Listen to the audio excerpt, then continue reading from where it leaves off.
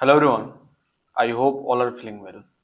इस वीडियो में हम लोग बात करने वाले हैं संसद में जो पेपर लीक बिल पास हुआ है, जिसमें बहुत ज्यादा सजा, ज्यादा जुर्माना और 3 महीने में फैसला, नए कानून की पूरी लीगल व्याख्या के बारे में जो है हम लोग यहाँ पे देखेंगे। चलिए शुरू करते हैं। सबसे पहले जैसे कि आप यहाँ पे देख पा रहे होंगे, इसमें बता रहा है कि संसद में जो है लोक परीक्षा, अनुचित साधनों की रोकथाम और विधेयक की तैयारी, जिससे पेपर लीक और संगठित परीक्षा घोटालों पर कड़ी कानूनी सुरक्षित कार्रवाई होगी। इसमें 10 साल की सजा, भारी जुर्माना, विशेष अदालतों के माध्यम से त्वरित न्याय का भी प्रावधान किया गया है।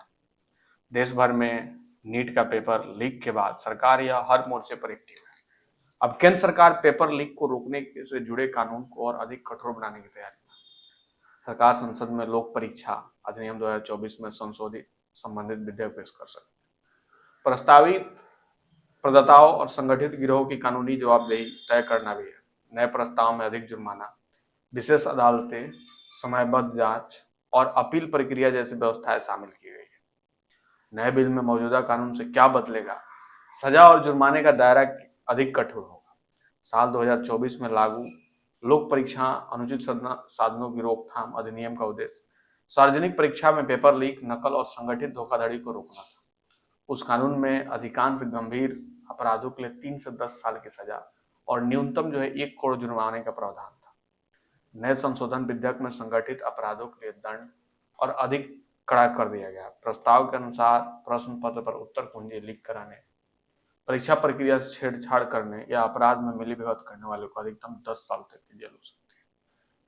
कई मामलों में सेवा प्रदाता कंपनियों के जिम्मेदार अधिकारियों पर लगभग 5 करोड़ तक का जुर्माना लगाया जा सकेगा। कुछ रिपोर्ट में संगठित अपराध के मामलों में 10 करोड़ तक का जुर्माना भी उल्लेख है। सभी राज्यों और केंद्र शासित प्रदेश में पेपर लीक मामले की सुनवाई के लिए विशेष फास्ट ट्रैक कोर्ट गठित करने का प्रस्ताव किया गया। चार्जशीट दाखिल होने के 3 महीने के भीतर ट्रायल पूरा करने के बाद पेपर लीक और परीक्षा में अनुचित संसाधनों के इस्तेमाल से जुड़े मामलों की जांच 2 महीने के भीतर पूरी करनी होगी। विधेयक में 15 प्रकार की गतिविधियों को स्पष्ट रूप से अपराध की श्रेणी में रखा गया है।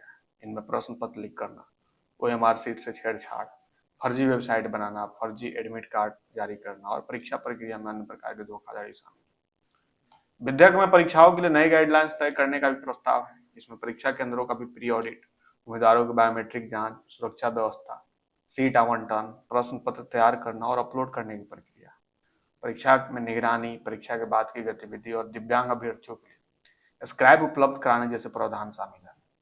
संगठित तरीके से पेपर लीक या परीक्षा में धांधली करने वाले गिरोहों के लिए सजा ज्यादा कड़ी की गई है। ऐसे मामलों में अधिकतम 10 साल की जेल और 10 करोड़ रुपए तक के जुर्माने का प्रावधान किया गया। जुर्माना न भरने पर भारतीय न्याय संहिता के तहत अतिरिक्त कारावास का प्रावधान भी लागू होगा।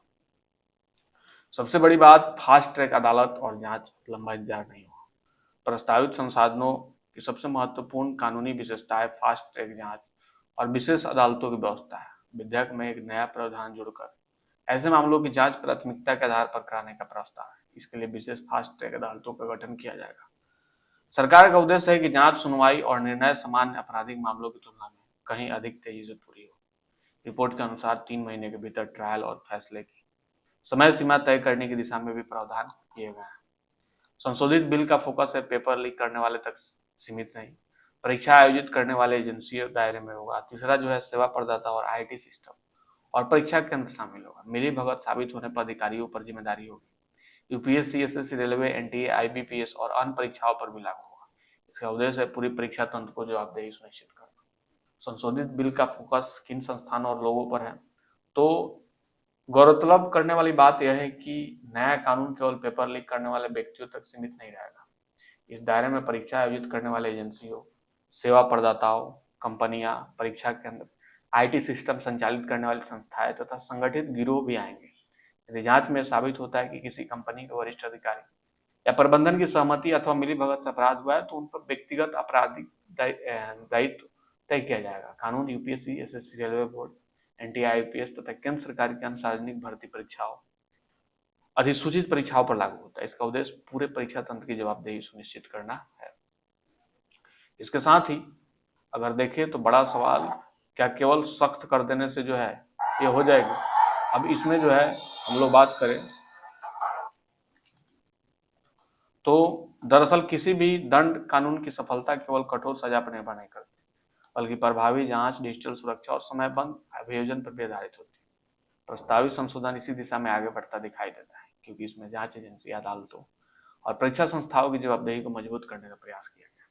विशेष अदालतों से मामलों का सीधे निपटारा संभव हो सके, जिससे दोषियों को जल्दी सजा मिलेगी, निवारक प्रभाव बढ़ेगा। दूसरी ओर परीक्षा एजेंसियों के लिए साइबर सुरक्षा, एनक्रिप्टेड प्रश्न पत्र प्रणाली, डेटा प्रोटेक्शन और ऑडिट जैसे तकनीकी उपाय भी समान रूप से आवश्यक रहेंगे। यदि कानून का प्रभावी क्रियान्वयन हुआ तो भर्ती और प्रवेश परीक्षा में पारदर्शिता बढ़ाने की दिशा में महत्वपूर्ण कदम साबित हो सकता है।